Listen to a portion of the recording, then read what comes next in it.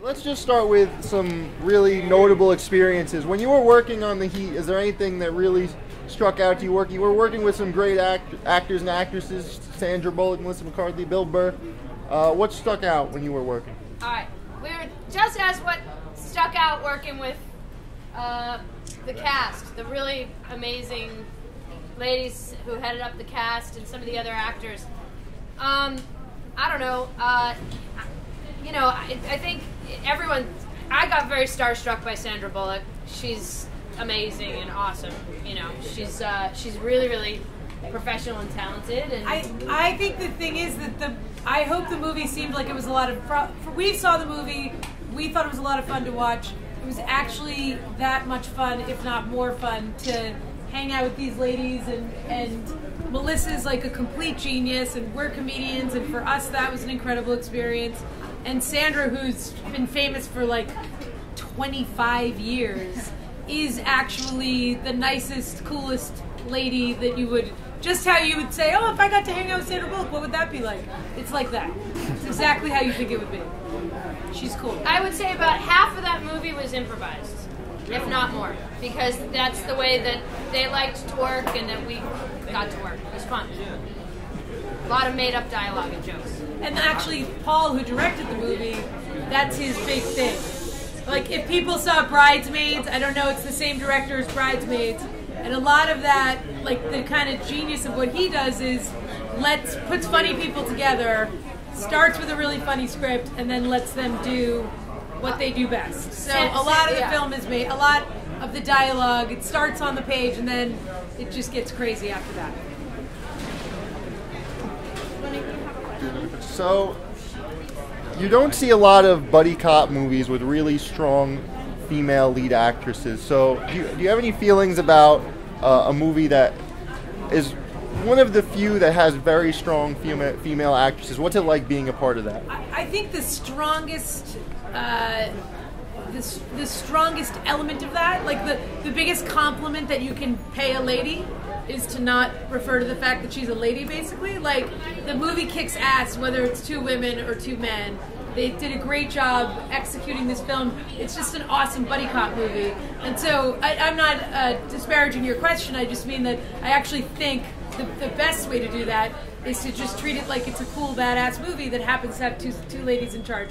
And that is not something you ever really see. We haven't seen a good buddy cop movie in a while. It's like a real throwback to the 80s, Beverly Hills Cop, 48 Hours, really fun buddy cop duo movies. And honestly, like, I think what's fun about having two women is it's just two really new versions of those kinds of characters and archetypes. So you got even more room to play, more things that you haven't seen, I guess. And no period jokes. Yeah, no. There's no tampons in this movie. No tampons in this movie, as far as we know. All right, let's open it up to questions. Who's up first? Tampons were harmed in the making of this movie. Hi. Who were you most excited to work with, or most looking forward to? Ditto. Jane Curtin. For those of you who have studied your Saturday Night Live history, I would say Jane Curtin being one of the original Saturday Night Live primetime players, getting to spend mornings. She was the mom. Driving with her. This one too young to even know that. Yeah. Driving by, and if you study up on your best female sketch comedians over the years, she is where it all starts. She was the original Amy Poehler, the original Tina Fey. One of, and I mean, we were just so excited, and then she was also just kind of an amazing, cool person who will talk shit about everyone, and that is just funny. So that, for me personally, good Chevy Chase story. Yeah, totally, I agree. Oh yeah, she'll be the first one to be like, that guy's an asshole. Yeah, she's awesome. Nothing that wasn't already in the book. Yeah, nothing that wasn't already in the SNL book, so we're not giving. She was extraordinary, and for us who came up together watching SNL, probably like a lot of you guys do, not on our computers, but on our actual televisions, that was like a total dream come true. Yeah, it was awesome. All right, next up. Yes, sir. Yeah, do you think this would lead for y'all? Y'all roles was like small, but do you think they would lead into bigger roles now? Like a spinoff? That was Not a spinoff. That's a wicked good idea. Gina and Beth. Not a Pitching spinoff. Gina and Beth. It's a wicked good More idea. Cagney and That's a Lacey. very good idea. I don't know who you are, but you're hired to be my personal publicist. That's a wicked good idea. These two idiots, you really want to watch that for I know. 2 hours? Does anyone want to see a whole hour of those idiots? Maybe. I mean, Alice and Butthead made it into a cartoon, right? Right? That's what I kept telling everybody. Nobody's listening to me or returning my emails. But Nobody. everything leads to something else, and when you work with good people, it just everything is progress. And we had so much fun making the movie. I think we just hope if they do a sequel, we get to do even more the next time. Yeah, the Mullins. The Mullins became a family. We were in a bit of a foxhole together, so it was really fun. And also being trapped in a dining room looking at Joey McIntyre for hours on end. Not the worst thing in the world. Oh, was that him? That was Joe Mack. Joe Mack, the new kid with the sense of humor, right? Funny guy. We actually did a bunch of videos with Joey. Jamie wrote these videos called, they were Mad Men. It was a Mad Men Parody. send-up parody. A Boston-themed Mad Men parody. And Joe, that's how Funny we guy. met Joey, was he played Roger. Roger Sterling. And Rob Delaney, for anybody who's on Twitter, played John Draper. And she played Joni. I was Joni, and she was Peggy. Nobody Peggy. liked Peggy. Piggy. Piggy. And so that's how we met Joey. We did a bunch of videos with him, and then actually Joey and I just did a TV show together. So A Boston-based TV show that's a pilot that... Who knows? Who knows? good But one. anyway, it was everything leads to something else. What's next for your comedy stuff? Are you still doing Upright Citizens Theater and stuff like We that? perform once a month at the Upright Citizens Brigade in Los Angeles. Sometimes more than that. We have a podcast that comes out every other week. Yeah. We do these characters called Rana and Beverly. They're the opposite, in some ways, the end of the spectrum of Gina this, and Beth. yeah. We only play very upper class or total dirtbags. That's it. Nothing in between. And so that's sort of these snobbish ladies. Yeah. We play a couple of Jewish mothers that interview celebrities. A couple basically. of jerks that sit A there. couple and, of 50-something Jewish mothers. why can't you be in movies? Yeah. Is Or that we like play you? crackheads. That's What did we basically tell Jim? You told Jim Parsons from Big Bang Theory that like an Emmy's not an Oscar. It Stuff isn't. like that. It isn't. So Sure, it's nice to have, but That's is the- it an Oscar? That show is like what your parents would embarrass you in front of you, saying to the person that you really admire. Like they'd take you over to Sandra Bullock and say, "My son is very interesting. filmmaker? He's a filmmaker. Yeah. You know, he liked Speed. I mean, he saw it on video, and I was really. I So was do you watching. think? Do you know someone that maybe he could give you a call and pick your brain? There's a lot of that. Yeah, that kind of thing. Another question. How all of your mothers will be treating you the minute you graduate. Why don't you call up his father? His father's in investments. Why don't you call him? Yeah. You know what? I'm gonna call Steve and I'm gonna tell him you're gonna go in there. We're gonna put you in I'll a do it on the jacket. computer. You'll have an I'll do it interview on the computer. just to see what it's like. Just to see what it's like. You know, that kind of thing. So Andrew got a question around there. Yeah. Was you mad when she threw your suitcase? Was you mad when she threw your suitcase? I'll tell you back? what. I watched that scene from the car. It was about 45 minutes longer than what you said. They had a fight.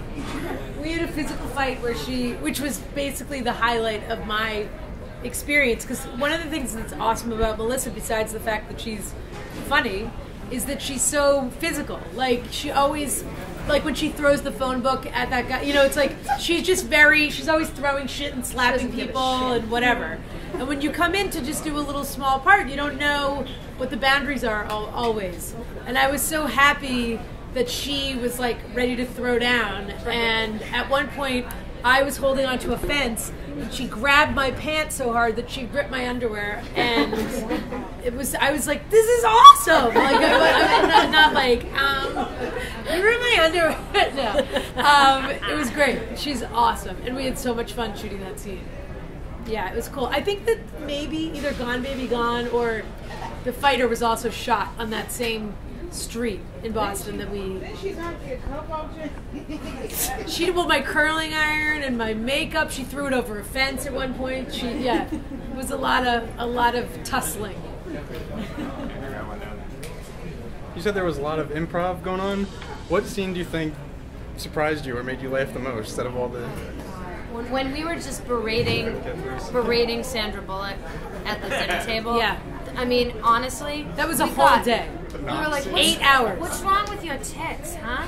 I can see them right. And she was the greatest sport in the world. I mean, we told her she had a mustache for like an hour and a half. I can see it right there, under your nose, right there, just like that German dude, right there. Who's that guy? Who's that guy? That's what you look like. I mean, we just went on, and she was amazing. She just sat there and was just like...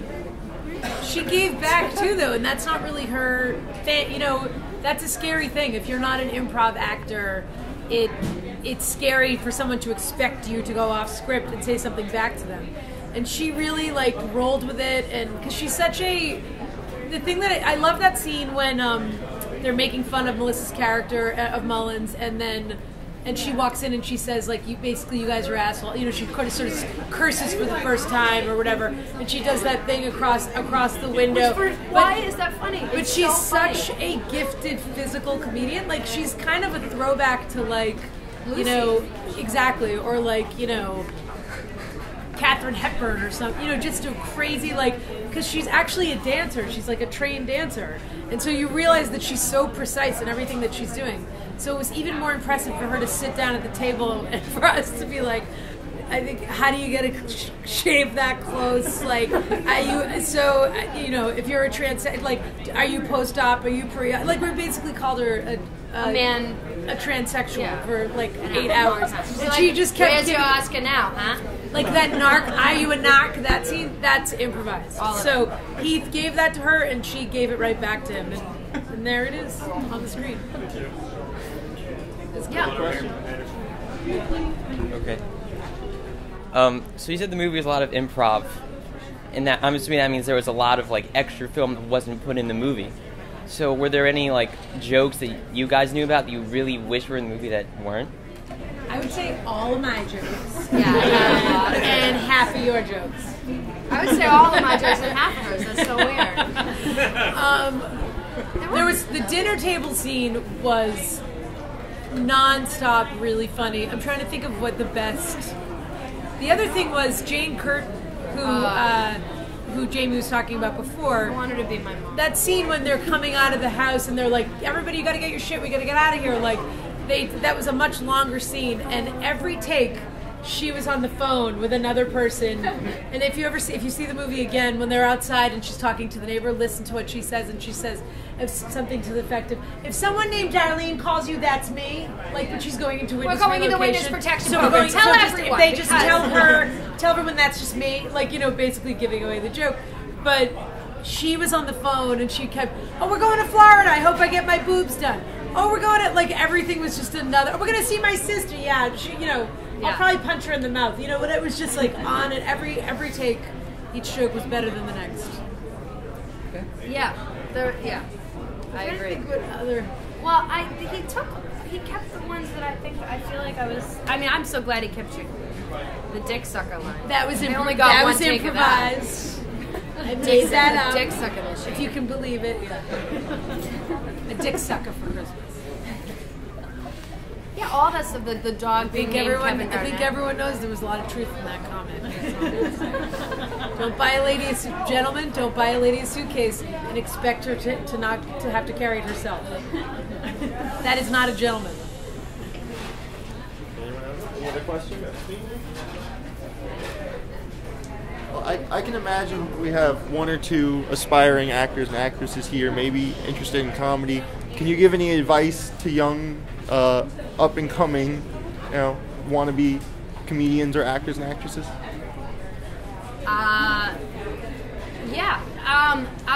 Learn to write too.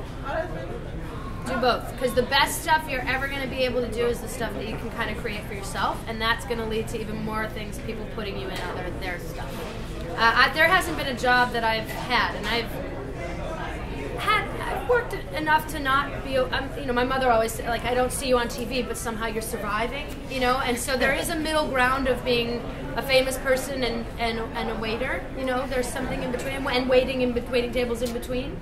But what's kept me afloat personally has been able to improvise and to learn how to use improv for writing as well. I think when you can create something for yourself, you give other people ideas about how to use you as an actor. That's what I would say. I would say don't hold back. And that goes for everything. And you now there's such an ability to create. I mean, Jamie's talking about self-generating work, and you can't sit, if you really do want to work and have a career in this business, you can't sit around and wait for somebody to give you a job. And I 100% agree with what she's saying. But in this day and age, you can do a podcast from your bedroom if you want to, or you can shoot videos with your friends for nothing, whatever it is. There's nothing stopping you from creating your own stuff. And the only thing that's going to stop you is your fear of falling on your face. And you're going to fucking fall on your face. So just get back up again. And I think that's the best thing about that I learned personally at the Upright Citizens Brigade Theater in New York, where we both started, was like, when it's gone, it's gone. Like you go out there, you make a fool out of yourself, or you don't. And when you get it right, it's the best feeling in the world. And when you don't get it right, nobody remembers but you anyway. Yeah, like you just have to keep growing. In terms of live performance, like, you know, it's hard to get cast in a regular play. It is. There's not a lot of theater as much anymore, and that is what it is. That's just technology and stuff. But comedy is alive and well, especially, and improv is a great way to utilize your skills as an actor specifically, even if comedy isn't your thing. I think comedy helps drama helps comedy, everything complements each other. But like Jessica said, if you get up on stage at a comedy and improv club, something like that, over and over and over and over again, you're getting a certain kind of confidence that will put you above. And do what you think is funny. Don't worry about if other people are going to laugh. If it's funny to you, I mean, look, not everybody's going to succeed, but if it's funny to you, then it's authentic and it's genuine. And if you're just hoping that someone else is going to respond, like, you can't do it for that. You have to do it wholeheartedly, coming this direction that way, not waiting for it to come to you. What's the name of your podcast? The Rana and Beverly podcast. Oh, you are. Yeah. I wanted to ask, like, whether it's in stand-up or writers, directors, or who are people that were inspirations to you, and are there any comedians now that you think are worth following, that you think are worth keeping an eye on as they are rising? You know, there was a big article. I'm going to keep my eyes on Amy Schumer. I think she's really, really, really, really cool. I think she's doing really relevant, new, interesting kind of bullshit. I think Lena Dunham, obviously. I mean, those are the obvious ones that are really, really good and hot right now and accessible because you can see their stuff. But, you know, the best people, someone once said to me that the best actors in the world, you have to just, they're not always the most visible, you know, and I think one of the things that's nice about getting involved in whatever comedy or improv or acting world that you can get involved in is you make your own mini heroes and people that sort of influence you. It's like, I think what's really interesting is that when Jessica and I were at Upright Citizens Brigade a long time ago, we came up with a ton of people that now are hugely visible, like your Paul Shears and Rob Hubels, Rob Corddry, Rob Riggle, everybody named Rob.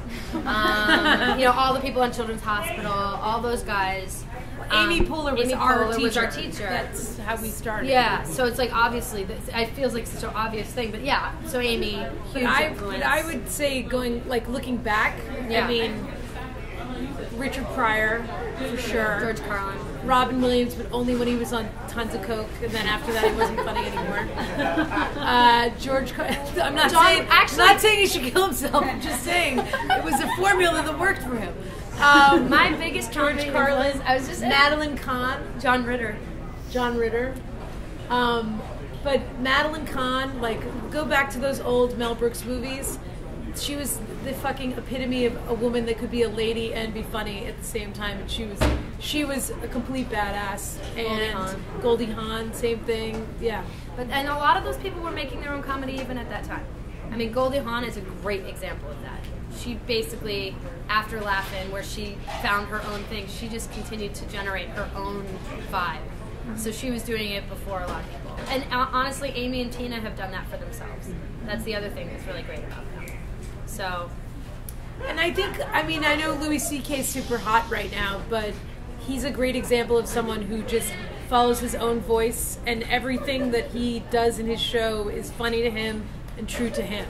And, you know, you can like as much or as little as you. I think he's hysterical, but that's a really great example of like he's been doing that kind of comedy since he started, and he hasn't wavered from like his point of view. And then people have evolved. I mean, Zach Galifianakis used to be a very normal stand-up. He was an amazing stand-up. And then he became a very surreal stand-up. Yeah. And then they were like, oh, that's what he is. He was incredible. But he was able to fall on his face a lot before he got there. You know, I actually would say, you know, the nicest thing about live performance, and I think we kind of said this, but maybe talked around it, is like, you don't necessarily have to videotape every single thing right now and put it all out there. You can, because there's just so much content, a lot of it'll get lost, but it is a blueprint.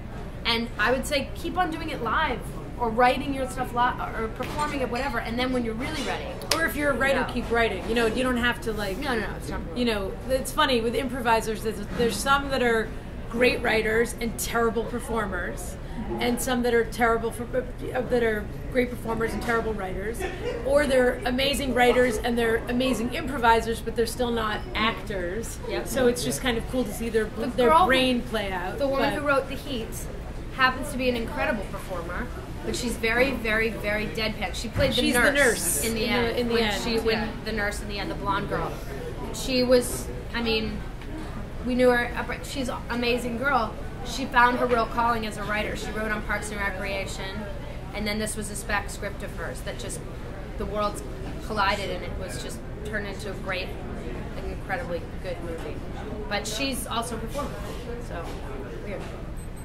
Paul Feig was a performer. What was this crazy show he was on? Yeah, Google Sabrina Paul the Teenage Witch. Yes, he was the science teacher on Sabrina the Teenage Witch. And Ski Patrol. And Google Paul Feig and Ski Patrol, and you'll see the most atrocious dance number you've ever seen in your life. And it's amazing because everything your whole life is like an accumulation of your experiences, but you kind of have to know like when to hold them and when to fold them. And Paul sort of figured out his like, last headshot is. But Paul loves actors and he loves to act. Like he's jealous of actors. It's hysterical. He's the doctor at the end in the movie who says like, it's reasons like this we had to move your foul mouth family, your brother to the West Wing, or whatever he says, and he always puts himself in the movie, and his wife wants to kill him every time he does, because she's like, you're a terrible actor.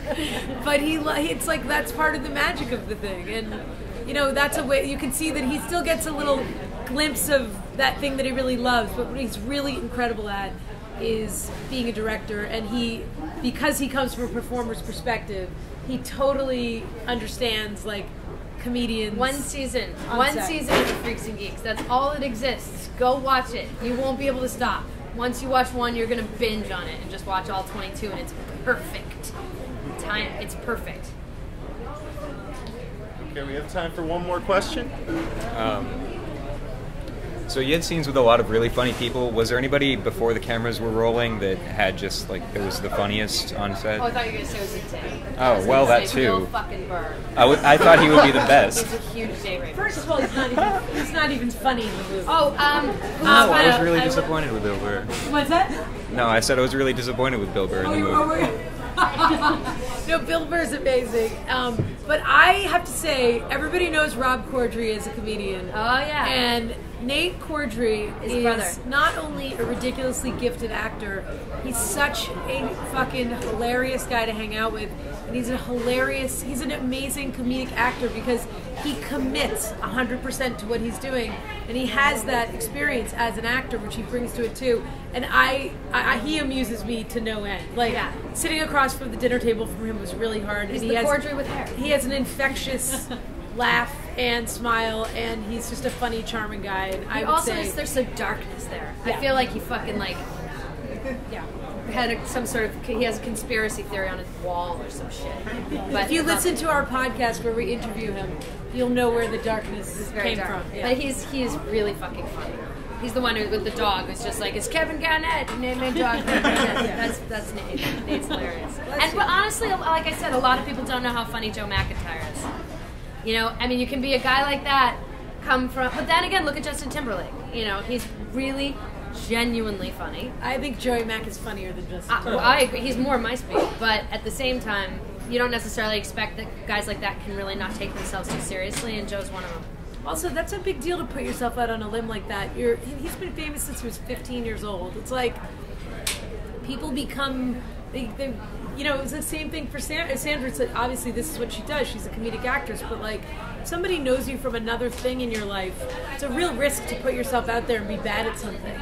And it's kind of funny. Like, he's become a good friend of ours, and he's the kind of guy that, like, if he goes to Taiwan, he's going to be mobbed. Like, he's famous on a level that you could never understand. And he's just a cool guy from Boston. He was running the marathon last week, and he finished 5 minutes before everything happened. And he was running to raise money for Alzheimer's. His mother has Alzheimer's, and he's just a fucking stand-up guy. He's a great guy. And you couldn't make fun of him to his face. You'd be like, he's a little sensitive. But I think if you grow up with anything more than 4 siblings, I don't think, you know, that's a very Boston thing, though. It's like, you're super famous and you come home and your family's like, how are you? Oh yeah, you think you're too good to take a dish to the sink? And it's like, all right, that'll keep you right where you started real fast. Yeah. Your mother's like, make your bed. Yeah. I was over there getting food. I may have missed this, but there were a lot of funny people in the movie, like Sandra Bullock, obviously, Melissa McCarthy, Marlon Wayans, Michael Rappaport. Like, who was like the funniest on set? Who had everyone laughing? Michael Rappaport is a retarded person. So I would say, like, what we realized. Actually, Joe Max is a really good Michael Rappaport. Yeah, Michael. Well, they did a show together. He does a great Michael Rappaport impersonation. I've never been to Boston before, so you know. He was like, I've never been to Boston. I don't know how to get nowhere from around. But like, what you realize is, oh, he's an old Jewish man. Like, you think he's like, you know, Michael like Rappaport hip hop, zebra blah blah blah. head. He's a wig on. I don't know. I don't want to.